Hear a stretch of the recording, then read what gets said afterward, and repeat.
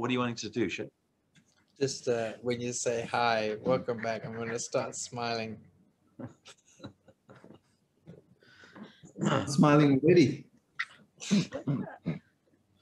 Good evening. Welcome back to the JP podcast, the discussion on the book Beyond Order. And this week's chapter is chapter 11. Do not allow yourself to become resentful, deceitful, or arrogant. First question, who read the chapter? You can't put your hand up. 3/4. You lie. There's a 3/4 hand. Did you read it? 50%. Okay, so it's going to be a great discussion. I haven't even Shay? looked at the headings. Okay, well, the heading is do not allow yourself to become resentful, deceitful, arrogant.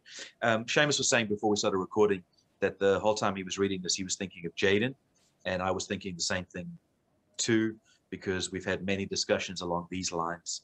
It seemed like this chapter was a summing up of some of the core fundamental ideas that JP talks about. And it's funny that it's right at the end of the book. It's the second last rule. So it looks like it'll be inconsequential. But in some ways, I thought that it tied together a lot of the concepts and actually gave it a foundation. Yeah, a structure. Yeah. Which I thought was superb. Personally, I would have suggested you put this right at the beginning of the book. Maybe the psychological reasons I don't understand. But it really tied together. And it's probably the first chapter I read or listened to that I thought I want to volunteer myself to go back and read it, because I've listened to every chapter and it's gone in at a certain level, but this one I want to partake more of. It was a brilliant chapter. It was outstanding. Yeah. And the truths in it are challenging and meaningful. I think it's probably one of the deepest truths that he unravels in this. Certainly for people who feel lost and nihilistic, this is probably one of the deepest truths. Yeah, exactly. I was enjoying the chapter so much, I was actually upset I couldn't finish it, but I will finish it probably tomorrow. Really enjoying it. Excellent chapter. What did you like about it, Deb? I like the fact that he structured it. He gave 7 characters to the stories, and he starts off saying stories are really where we live. Our past, present, and future is really about stories.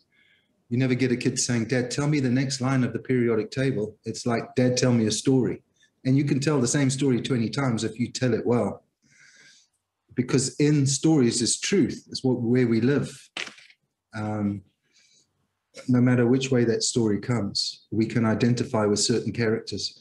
And in this chapter, he lists 7 characters that are in the story of our lives and cultures and eternal ones as well. I really like the way he put it together. And I kind of disagree with you. I think at the end, it helps hang all of the truths that it's been talking about in order. So it reminds you, but also places in a very practical way, because we don't want to become arrogant or resentful or deceitful. Yeah. That's our heart. But if we allow the wrong characters to win in certain situations, then we can become those things. Yeah, that's brilliant. I think, maybe you're right. Maybe it should be at the end, because it does tie a lot of things together. So that's a good point. Do you remember what the 7 characters are? Yeah, probably. We got chaos, which we always we talk about chaos as being the dragon and the really bad thing, but he explains that chaos is not only where danger is, because we become prey for the dragon, but it's also where reward is. And it's the place that you explore that's completely unknowable. You have to go into that dark chaos to find out new stuff. Otherwise, the stuff you know becomes predictable, dull, boring. So the chaos is good and bad. In fact, all of these characters have a twin, except for chaos, which is good and bad itself. But they have a twin, evil and good part to these characters.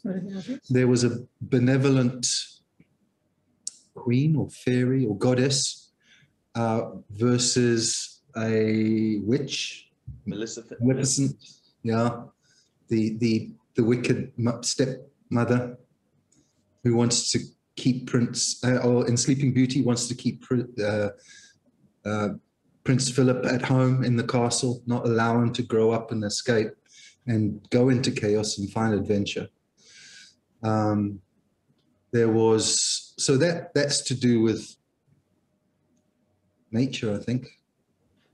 You don't have to describe the whole book. Just say the characters.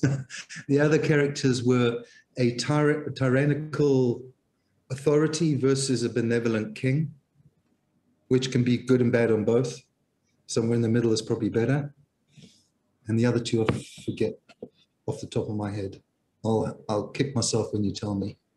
It's the wise. Say again, Charlotte. Wise king. The wise king. I think versus. I don't remember. Nature, creation and destruction. Yeah. It made me think of Disney movies that I've never watched. I really never enjoyed Disney movies, but he talks about them a lot. And he talks about these stories. And I thought to myself, I'm going to go and watch some Disney movies. And then I thought at a high level, I'm going to watch the movies with Sammy when he gets old enough. Yeah. So I'm looking forward to that because I'm going to watch it through adult eyes, but also it's fresh because I've never seen most of those things. And it's going to be very insightful because he draws out deep truths. That's what I said to Bonnie as soon as I finished listening to it. There's some deep truths in this that are hard to argue against. We've had glimpses of that when he talks about Peter Pan or Harry Potter series. He talks about some deep truths hidden in the stories. At the beginning of the chapter is big on stories. Actually, that's probably more real than the object in front of us, is the stories we live and tell and listen to. Yeah, Sean, you were saying that you wanted to watch Disney movies with Sammy. I think it's how he talks about the unspoken truths of these symbolic figures. Like he talks about the Maleficent Queen that turns into a dragon, and how the dragon, why does a queen at one point turn into a reptile? But hang on, the reptile represents chaos. And this, like, his son Julian watches Pinocchio 50 times and puts himself through the fear of watching the whale turn into a dragon. And it horrifies him, but he watches it again and he says, on a deeper level, there are hidden truths in that. And so you can see kids, they watch films. Judah will go, let's play that again. And you'll go, well, you'll be interested. Why is that? Why that spot? Because it's funny, usually. Yeah. It's just interesting. We heard a story of a autistic boy, and he couldn't communicate at all with his whole family. Yeah, this was amazing. And he loved Disney movies. That's all he did. And he couldn't connect with his parents. And one day his brother has his birthday party finished and he's all upset or sad. And the boy comes into the family room and everyone's a bit upset because the son's upset. And he goes, and he just lists a character from the Disney movie and says, Brian is feeling like this person. And the dad just explains, like, he never heard his son really connect on an emotional level, but then mentions a very deep, impactful moment in their family's, like, emotional state, and is able to aptly portray it in a Disney film. Because of the story. And so these stories that we promulgate around us, propagate. They are incredibly deep on a level that we don't understand or can explain. So yeah, not all Disney movies, especially not the modern ones, but the stuff that's tried and tested, timeless. That's the good stuff.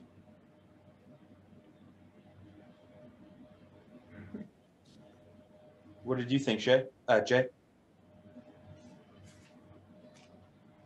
About the chapter in general? Yeah. It was good. I like I like all the case studies and the people, his clients. I like all the stories about those. I agree with you guys. He sets the foundation for why stories are important the whole first half, and reframes basically everything as a story, even if it was the periodic table or anything in our lives. So yeah, I really enjoyed that. That's classic 101 JP. Everything's a story, so pay attention. Everything's a story, and it's a story about telling the truth, confronting danger. Like, it's got every JP hook that you could imagine in the same chapter. So yeah, we really enjoyed it. What did you think? I think it's very long. So I honestly got distracted by how many pages left. And the time was running out. I'm being honest, saying the truth. I understand it. Because I was expecting it to be shorter, but then I realized that, oh, it's keep going and going and going. So I can't finish the whole chapter at the end. But there are parts that I do enjoy, which the case study that I like. And there's one particular part that I like the most about the evil queen. Like, you don't invite the evil to come into your life, and then you're going to be very vulnerable when she visits unexpectedly, or like she's going to come anyway. But if you never have a chance to be in touch with her, then you don't know, oh, evil exists. And then you're in the shelter like forever because you're protected and you do not have the ability to conquer that evil. And that sounds like me, because I was always in the comfort zone. So I thought people are good, because to be honest, I don't really think I encounter evil people. I'm sure that they are out there, and I just don't have the ability to cope with them if I encounter one. More omission than commission. Yes, I don't know about that. Yeah, I thought that bit was great. It was almost directed at parents to say, like, you better incorporate some evil into your child. You better expose them to it so that they know how to overcome it and conquer it, and that it isn't something to always shy away from. Yeah, the case study, I basically just tried to focus on one part because I just got distracted in the rest of them.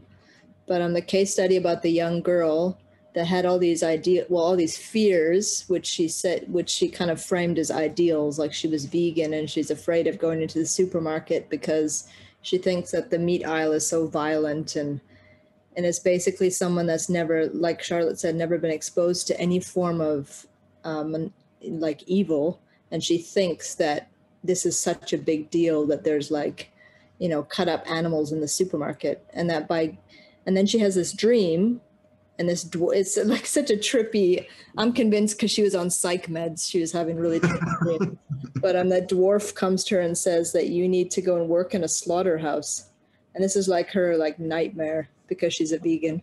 And in her mind, killing animals is like the worst thing that you could ever comprehend. And then they end up she comes back for her session and she says, no, I don't want to go work in a slaughterhouse. I want to see an embalming. And so they end up going to a mortician and watching an entire embalming, resulting in the girl actually touching the dead body and basically being exposed to something that's actually important and real, so that in comparison, and she'd previously been to a meat shop and been exposed to meat, in comparison, she realizes meat's not that big a deal. I've seen something real. I've seen a dead person, and I've seen them, how they embalm them. And I thought that was very interesting, just how basically bringing reality, maybe even the dark side of reality, gives you perspective on everything else, that maybe your small problems and your little phobias are not such a big deal, because there's actually real death out there and real suffering. And I thought that was very good. Yeah, he ties that together very well. He talks about how the king and queen have a daughter. Is it Aurora? Yeah. And they have the big party to celebrate. I think it's her first year birthday or something like that. And they don't invite what's her name? Maleficent. And because they don't invite her, she arrives anyway, and she puts a curse on the kid. By the 16th birthday, she's going to die, and the curse is reversed, but at her 16th birthday, she will fall asleep. And so he talks about these sleeping people who are not exposed and have been too sheltered, so they don't know how to deal with real life. And he actually says often these sort of people dream a lot. And he said, but that particular client, she could recall details in her dream. And not only that, she could ask questions in the dream. And JP said, I've hardly ever encountered anyone who could do that. And he said, that's indicative of a sleeping beauty. When you're asleep, you're in the dream world. You're not in the real world at all. And so the sequence that you're talking about, Esther, is that confronting the unknown and coming out of that arena. It's funny, I was taking Sammy for a walk today. We got to a dirty old pot with some shards of tiles and stuff. And I've always walked him past that pot because it could be sharp and I don't know what's in it. But today I felt like, no, let him play with it. He wants to play with it. Let him play with it. And as he pulled out the one tile, there's some ants that crawled onto him. And so now he's being exposed to confronting chaos. There's something that's unknown, and now he's dealing with the consequences. Now I'm right there, I've got the leash on and all the rest. So it's a protected environment, but he's exposed to it. And as I'm doing that, an old Chinese man comes running past. And this is just the classic, the old versus the new. And he says, dirty, dirty, dirty, don't touch, don't touch. And he's trying to tell me, who's calm, with my son who's calm, but dealing with a problem, that we shouldn't be in this situation. And I thought that's indicative for a lot of people. They're so sheltered. They don't want to touch things that are dirty. They don't want to go to places that are uncomfortable. And so they end up in situations where they can't handle real life. Especially don't expose their children to it. Yeah. When you see kids here, they literally have zero curiosity because it's been killed and they're literally asleep. They're like sleepwalking because it's been so driven out of them to try or to do anything even remotely dangerous that they actually have shut that part of them down. And it's like that girl, they're almost like self-medicated to the point where they don't experience things, they don't do things because reality is too much. And it's, any kind of chaos would be overwhelming because I've never ever dealt with it before. It's crazy. Say what you said. Yeah, as I was listening to that section, I was playing with Sammy and I was just thinking, I don't want to be that parent that so protects my child, even though that's in our nature. Like as a mother, you want to, when he's about to fall, you just want to run and protect him and make sure he doesn't hurt himself. But it's like I'm trying to train myself that he needs to experience different things on his own with us there. But he needs to encounter these things. Because I was thinking, even when I was growing up, there were things that I was protected from with good intentions, but it didn't set me up in certain situations for the better. And so when I come into those kind of situations, I freak out and or I meet certain type of people and I just want to run away. It's crazy. And I just think how that's affected me so much. And I don't want that to be the same for Sammy. I want him to experience life. I want him to encounter people that are terrible to him, but then he knows how to respond to that. He's secure enough to handle that. I don't want to protect him beyond what's good for him, if that makes sense. Yeah, it does. Is that why you let Jordon go with Sammy? Exactly. But like with young kids, like if they're not exposed to danger and they don't know how to handle it, it's actually more dangerous. They don't jump off walls. If they don't climb things, the first time they climb something, they're just going to fall off of it. Yeah. And they'll break an arm. It's actually pretty dangerous. Well, it's like the steps. We're trying to get Sammy used to going down the steps. He can go up, but how does he go down?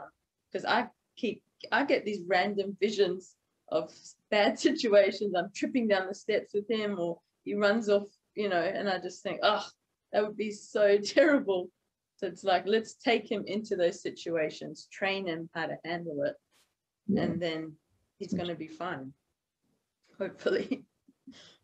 Yeah, and it's knowing when they're ready as well. You don't want to do things prematurely because then also you can actually, scare them for life or traumatize them. So turning the conversation very around. wise words there, Esther. Very wise words. Turning the conversation. Go for it, Mark. No, I'm just saying you need to be careful that you don't do it too soon, because I've seen a lot of parents in our day saying, no, they must learn how to fall. They must learn how to climb and fall out of trees. They must do, and those children have ended up with a lot of insecurity because they didn't know about protection. They were too young. They were far too young to be subjected to some things. And so it's that thing of knowing when they're ready. And like Bonnie, you said, sometimes you have these visions of things happening and you think, oh, I couldn't bear that. Or Sammy's going to fall, and your instinct is to protect him. And I think as women, we need to follow that instinct. And I think you have to take your children through a training when you feel it's right for them to go through a training. So like Sammy, for me, I think he's too young to be falling downstairs to teach him a lesson. But yes, certainly he can fall off the Couch. Sofa. Mm. You know what I'm saying? There's measures to what you allow them to experience. And then when they get to about 11, 12, then you let them start dealing with ugly people. Then they can watch Power Rangers. What age do you think it's all right for Sammy to fall downstairs, Mum?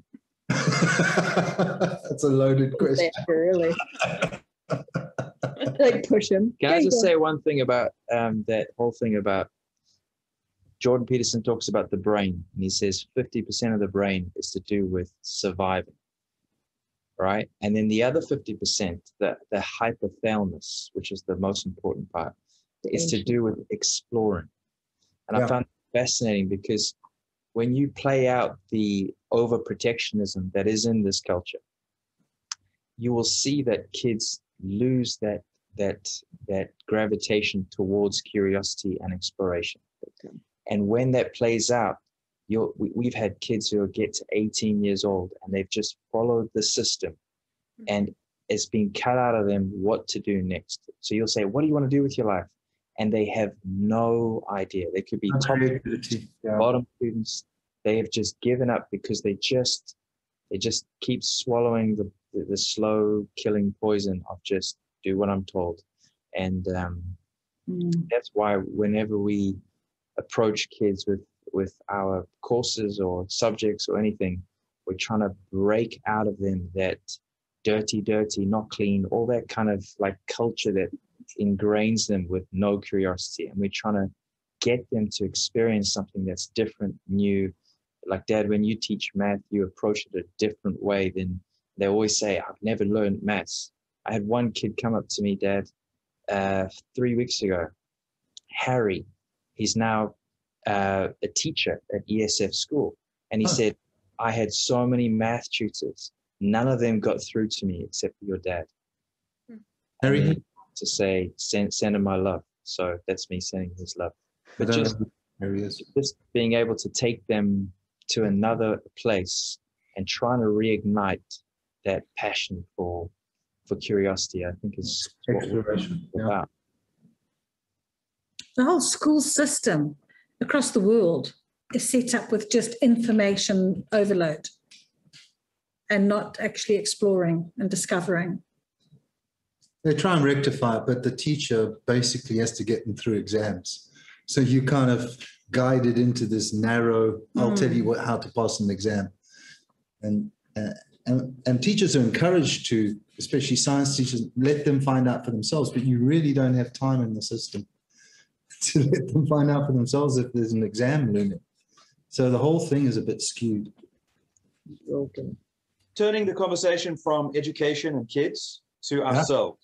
Were any of us challenged thinking about these ideas to confront chaos? Did any of us think that we were arrogant or like tyrannical or destructive? Was anyone encouraged to move beyond where we currently are, face some challenges, wake up? I was slightly. I mean, I'm not going to do the negative thing, but I think I'm quite a settler, although I've done a lot of exploring. And I thought maybe I should be pushing the box a bit on exploring new things. Okay.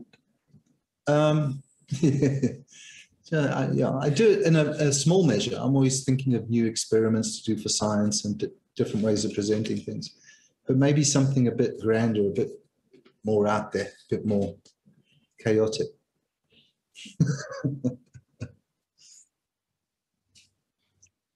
Charlotte, Jay? So I didn't answer the negative one about resentful, deceitful, or arrogant. No, that wasn't the question. It was just any challenge, anything that you got from it on a personal level, not your kids. Good. I think I'm going to expose myself to more chaos. Like I'm going to welcome the evil into my life because we're trying to start a business, which is like my biggest weakness of like having a system that will works for me. Although I've been running my florist business for a while now, but it's quite sloppy and then I didn't really manage it. Although I said I want to look into like accounts, which I do, I'm doing it, but I still suck at that. And I'm now open to the idea that I'm gonna start a business, which is like 20,000 mini bits together that I have to look into and take care of them. So that's my... Take some chaos and put it into order, basically. Yeah. Voluntarily. Yeah.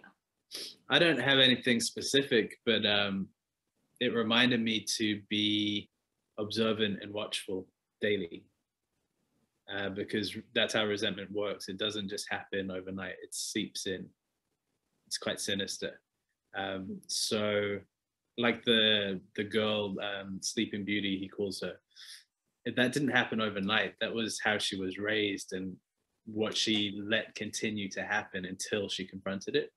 So it reminded me to be observant and watchful because I can feel arrogant sometimes and I can feel resentful sometimes.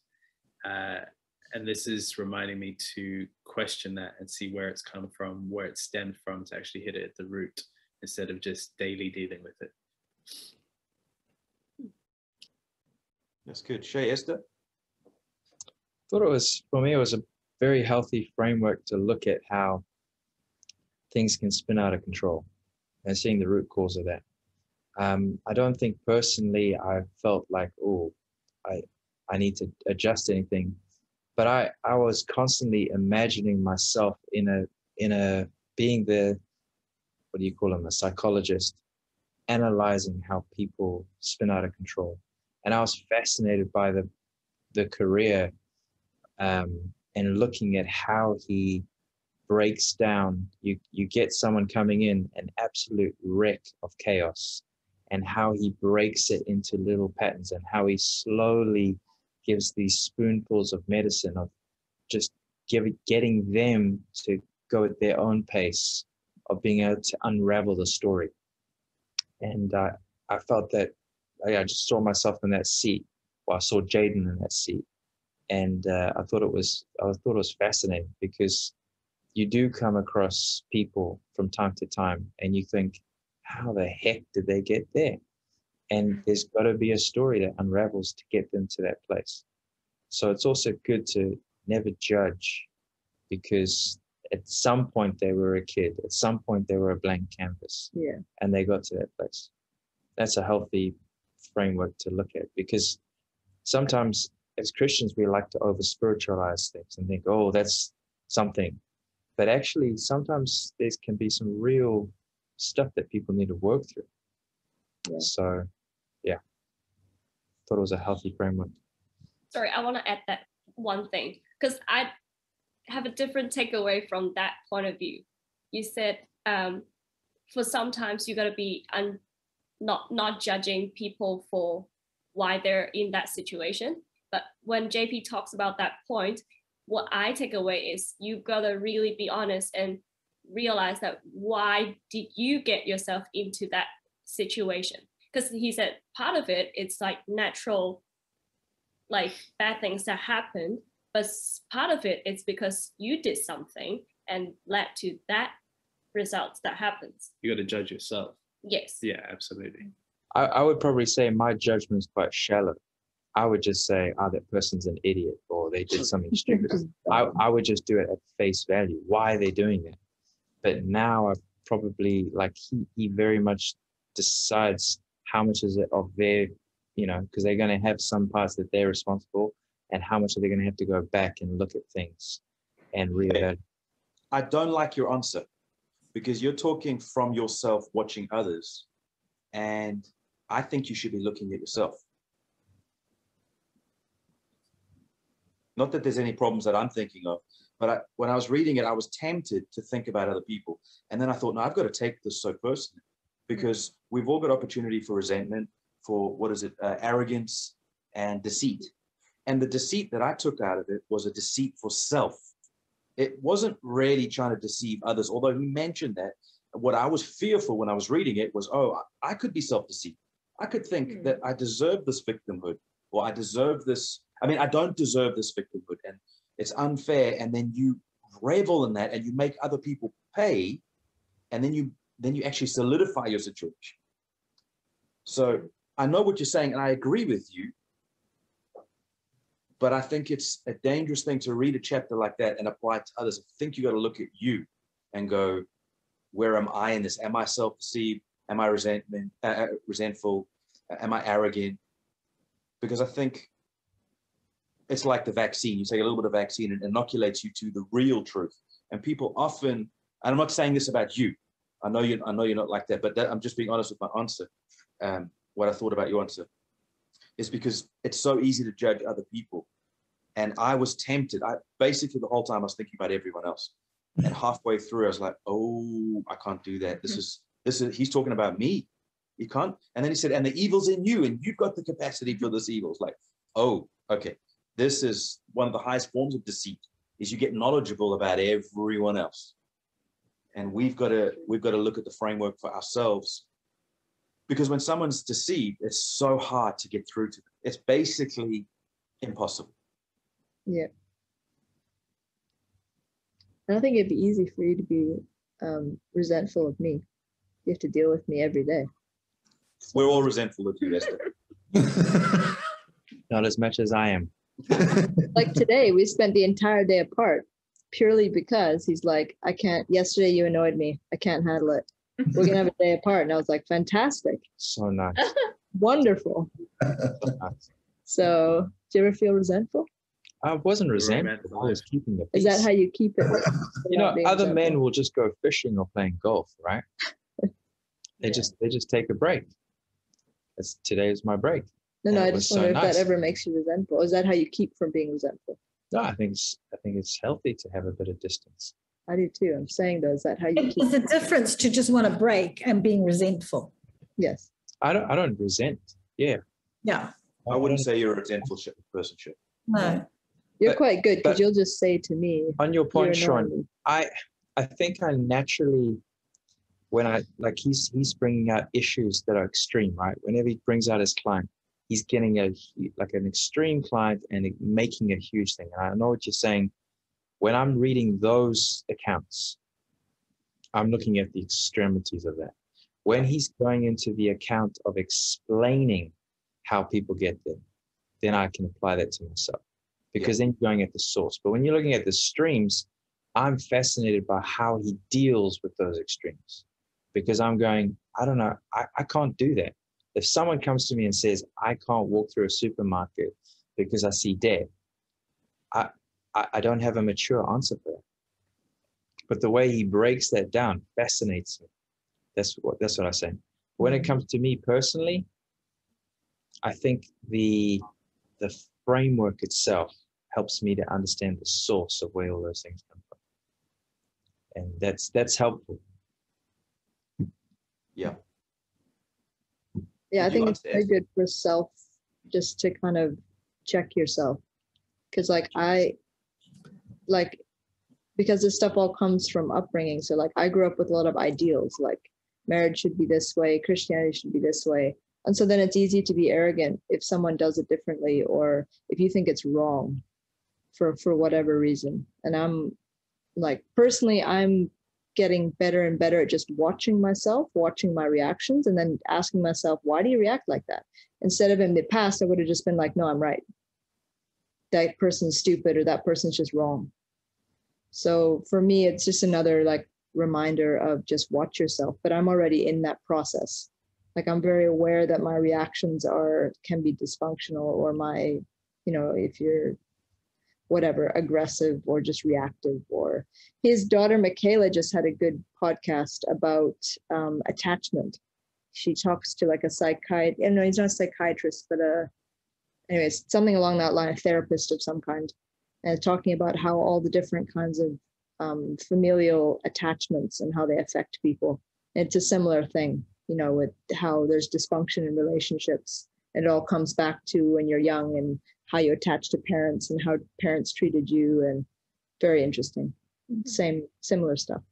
It's good. What about you guys? Yeah, I think I'm becoming more comfortable in chaotic things, because I think naturally I want to make it right or make it peaceful, and it doesn't always necessarily mean that there's genuine peace. It's just, it's got to be okay. And so I've always avoided the deep issues because it's been too painful, just to get some sort of resolution. And I've realized more and more how destructive that is. And so, yeah, I'm learning to face things. So when things happen or I feel resentful towards someone, I'm learning now to question myself, not the other person, because I naturally want to go, well, they did this, they said that, how could they do that? But now I'm like, you know, on Facebook, you always see these quotes and they say, it doesn't matter what the other person did, it's how you respond to it. It doesn't matter what, you know. And I keep going, yeah, like, how do I respond to that situation? What did I do to cause something possibly? And so I'm learning. I think I've put too much on people, and I think that's a lack of development in myself growing up. And so then you start depending on people more than you should. And so when they let you down, then it's like your whole world falls apart. And so I'm realizing where my dependence needs to be, and that I need to be a whole person within myself. And then when things happen, you're not so affected by it. It doesn't mean it doesn't hurt you, but it's like you pick yourself up a lot easier, and you don't blame people, because people, we're all human, we all stuff up, we all make mistakes. But yeah, I'm just learning to take responsibility. And that blame is a form of arrogance, because I grew up with that. Yeah. Like, you don't want to deal with your own shit, so you blame other people, and then you never grow up and you never progress because you're always right. And then you're very stunted because everything is everyone else's fault. Potty mouth.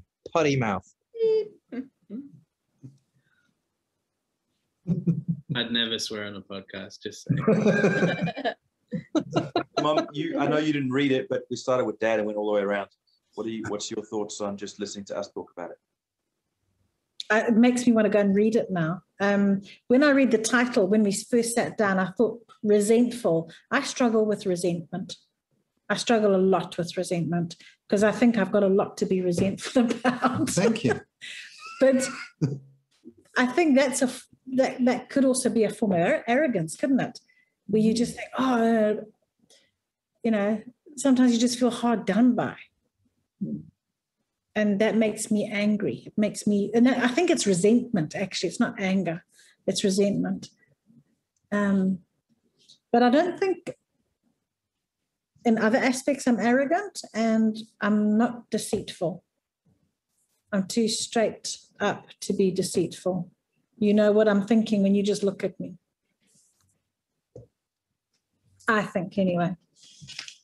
Something I've been thinking about recently a lot is sometimes we have blind spots and we think it's some element of us is a strength, and it really isn't. And so I've been looking at deceit as a much more nasty, insidious thing than just straight up lying. And so sometimes I think, oh, I've got this down. And the quicker I answer, the quicker I know, oh, maybe there's something there, because I want to gloss over it and move on. And so that's why I thought when I was reading this, now I've got to apply this to myself. because the worst thing is to be 14 years old and think that everyone's wonderful and life is wonderful, and then you turn 16 and you get the curse of Maleficent, whatever that is, and you now you're exposed to the poison and the toxicity, and you don't have any faculties. And I like the idea that it's for young people and children, great, but actually we're all Sleeping Beauty in some regard, and we're all asleep to certain issues that we carry around. And that's what's encouraging to me, because I think I've got ceilings on my life and I've pushed hard in particular areas, and I hit ceilings, and then I feel resentful because I hit a ceiling, and I blame everything else. I blame family, I blame business, I blame the church, I blame God. I've got better at all of those blamings. And now I've got to realize, oh, it's me. Oh, it doesn't matter what anyone else does. It has an influence, but actually that resentment buildup is me. What brings someone to that place, though, of realizing, because I mean, I think everybody tries to blame shift. And it's a horrible I don't. It is a horrible thing. And it's because we don't want to be wrong. Yeah. You know, again, there's a story. There's a story there of why people don't want to be wrong. They can't be wrong because otherwise their world will fall apart if they're wrong. But what brings people to a point where they realize it's them? It's hardship. Is it not? Struggle. I think some people, and I think JP even talks about it, some people don't come to a realization and they just stay in that world. So just because you have hardship doesn't mean, or the lack thereof, doesn't mean you come to a knowledge. You've got to purposefully look at it. You've got to purposefully go into the unknown. And even that fear of being wrong, I don't think that's true. I think some people are fearful about being wrong, but the people who walk into the chaos and confront it are wrong most of the time. And I think they bump their way into success and open horizons. And if everyone calls them wrong, they're just going to open up a new horizon anyway. It doesn't matter what the old school said.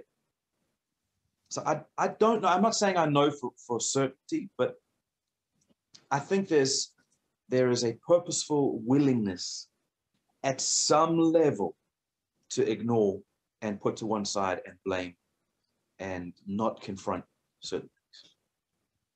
But if you've grown up being blamed as a child, or you had parents that never owned up to the stuff that they were dealing with, or never just turned around and said, I'm so sorry for getting angry at you, that really teaches a kid that my performance has to be perfect, and I have to act right, and I have to do right, and I have to cover it up when I'm wrong. Because that's a big thing that I can see in myself sometimes. Because obviously, and so I'm trying to work on, when I screw up and I scream at my kids or I do something that's wrong, turning around and saying, I'm really sorry I did that. That was wrong. I didn't control myself. Better not scream at my babies. I mean, it happened the other day, and I just had to sit Judah down. I'd just be like, I just screamed at you because I was stressed, and that's wrong. I'm telling you not to scream at Isaac, and I'm screaming at you, and that's wrong. And we talked about it, and it was fine. It was much better after that. What made you confront that issue? What made you think, okay, when I go over because of defaults and patterns and whatever reason, what made you say, okay, I'm going to right that wrong? Because I just know it's wrong. Immediately, I know it's wrong.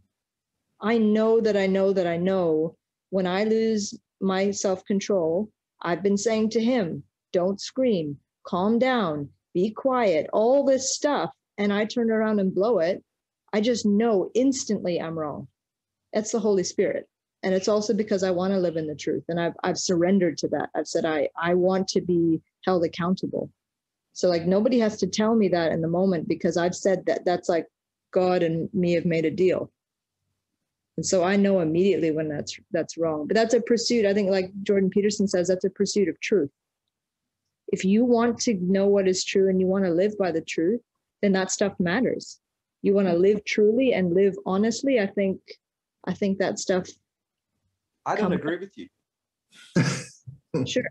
I don't think there's an inward knowing that you know that you know that you know as a guarantee. Some people know things that are just wrong, but they've been taught a certain way, or they think a certain way, or their circumstance trains them a certain way, and they don't know that it's wrong. I think you're to bump your head into something that gives you an opportunity to look at it and assess it. some people really think that shouting at their kids is the best way forward. But they don't want to change. There has to be a desire or something that came along that you said, this isn't good enough. That's what Sean's saying. Yeah. Sure, that's exactly what I'm saying, is what made you think I want to elevate myself out of this tyranny? Because I'm saying to him, well, one reason is I'm saying to him, don't shout, control your emotions. And literally internally, I get a little voice that says, but you do it. Okay. Why should he be any different? Okay. Or that's hypocritical. Yeah. And for me, that's because I'm very much trying to align myself with truth. And so for me as a Christian, I have an internal thing going on. Not everyone does, but I think even without that, I'm sure there are ways to pursue or at least try and be consistent. And I think if you're paying attention and you're awake, I think you can figure out what is consistent and what's not, or I think there are parameters you can come across because you stuff up enough times and you go, this isn't working. If I can answer that question too, Sean, I think having kids is a huge bump your head. Yes. Because you massive. have to deal with your own inadequacies all the time. Every day, all day. And so for me, my kids have been my greatest teachers. Yeah. I haven't heard a preach as good as my kids have preached to me, ever. And it's horrible because you're looking in the mirror and you're seeing the same inadequacies in them, and you've got all this love for them. You don't want them to have the inadequacies that you've given them. So you're doing your best to try and weed out in them what you have. And some of it's like, it's just painful because you don't want them to pay that price. But you're also dealing with yourself at the same time. Yeah. So it's the beautiful part of parenting where you have to bump your head. And that's what makes you look at it. You can't avoid it. Yeah, and I think if you want to improve as a parent, you start researching. And you start, like last night, I mentioned the podcast I watched. I'll send it in a link. He said very explicitly, like, kids have to see also that when you stuff up, you're trying to relate to them when that happens. Not like when I was growing up, sometimes I saw like a big freak out, lots of shame, lots of condemnation, and then, oh, it's fine, everything's fine, that's fine, it's good. And as a kid, that was very confusing because I'm like, you're blatantly not fine, but you won't tell me. And like, so emotions are bad and you just kind of stuff them down. And they talked about that specifically in this podcast. And so I'm also just looking at, for me, like, did that work? No, that didn't work. And that was really unhealthy for me because now I'm an adult and I have a big meltdown, and not all the time, but sometimes. And then I don't know what to do with it because I never learned what to do with it. I just learned it was bad. It's bad to be angry. It's bad to get angry. But what do you do with those emotions? Well, you just pretend like they're not there. So it just, I don't know. I think kids is Deceitful. huge. That is deceitful. Sorry? I said that's under the title Deceitful. Of course. But if you don't know what to do with it, you don't know any other way to behave. That's a very good point. Deceitful. You need to work through your issues with your children so that they learn how to do it. And you've got to try and do it as right as you can. Because even tonight from that podcast, I asked you, I said, like, what makes you feel loved? Like, what do I do that makes you feel loved? And he told me, and I said, is there times when you don't feel loved? And he was like, I said, do you ever feel afraid of me? Because I said, when I was growing up, I sometimes felt afraid of my mom in certain situations. I said, does that ever happen? Do you ever feel like that? And it's just like, for me, it's this new concept of opening up those kind of shameful dialogues and not making it shameful. And making it so that they see you as not just a parent, but somebody that actually wants to connect with them and interact with them. And, you know, so for me, that's all very new. Very good. That's very good. What was his answer? He talked about some things, but they weren't like me growing up. I have some very specific, quite traumatic, and I used to talk to my dad about it only. And he'd have to reassure me, like, no, she's not going to kill her. She's all right. And I just remember because we never talked about it. Of course, now I can look back and say, like, my mom's heart was good and I get it a lot more. But like, if you don't talk about stuff and you don't expose your vulnerability to your kids and just say like, I'm learning just like you, can we help each other? If I scream at you, can you tell me that we've agreed not to do that? If, you know, it's just creating that, like, that beneath all of our stuff ups, we can talk about it and we can connect on that stuff that we're not good at yet. But yeah, and I think, but like you're saying, back to deceit, if you deceive yourself and say, oh, it's fine, I'm good, I've got this under control, you're also lying to everybody else. Self-deceit is one of the probably the worst lies, because you're projecting something that is underdeveloped, that isn't real, because you're just going la la la la la internally. So, and your kids know. Terrible. Your kids know. I know, because looking back, I knew. Like if you think about it, yeah, of course they know. But how do you expect your children to trust you when you're lying about, you know, everything's fine? They're not going. They know it's not. It's just a lie. But you have to get really honest with yourself and actually bring up all the horrible feelings about how you didn't trust certain people at certain times and all that kind of stuff. And why didn't you trust them? What did they do that made you not trust them? And it's yucky, but you have to do it. Otherwise, it just keeps going. It just repeats itself, because that's all you know. That's all you've seen and all you've You're repeating yourself right now, Esther. Yeah. Do you know, we were told when we first were parents, or we were young, we were just married, and we were told never to fight in front of our children. Yeah. Christians, never fight in front of your children. It's not healthy. Mm. And I remember my parents, and my parents could fight. And I remember my parents fighting with us, and some of it made us feel scared. Yeah. But my mum, not my dad, my mum always worked it through with us, and she would tell us her heartaches, not to load us. She never loaded us with it, but she would tell us her heartaches, and she would tell us her woes. We witnessed quite a few things that were not good. They weren't pleasant. But you talked about it. We talked about it. And I think this whole thing of sitting around a table eating is so powerful in being able to work through things and being able to teach your children how to do life and how to forgive and how to get angry but not be resentful. Because we would come to the table and we would be saying, you know, little Johnny said this and this and this.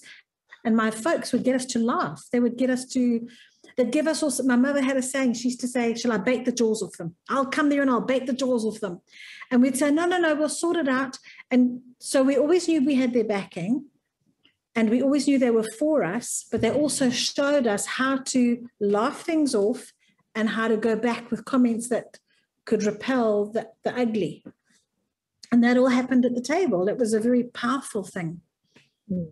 So I think this thing of being resentful, deceitful, and arrogant can be curbed. It can really be helped by being tight-knit and being in a family. That's where your strength can come from, being open.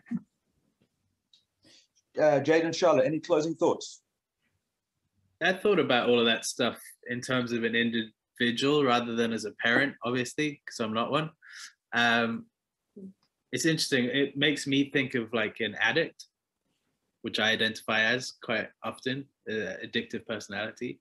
And normally my type of person will change when we hit rock bottom. And that's you're deceitful, you're lying to yourself. And then when your reality just crumbles in on you and it's worse than anything you could imagine, that's when you confront the deceit and go, okay, I actually need to address reality here and find out what's real. Because burning away at your ego is less painful than the world you're actually living in. And often resentment will get in the way of that because you will blame everyone else for the situation you're in or anything else.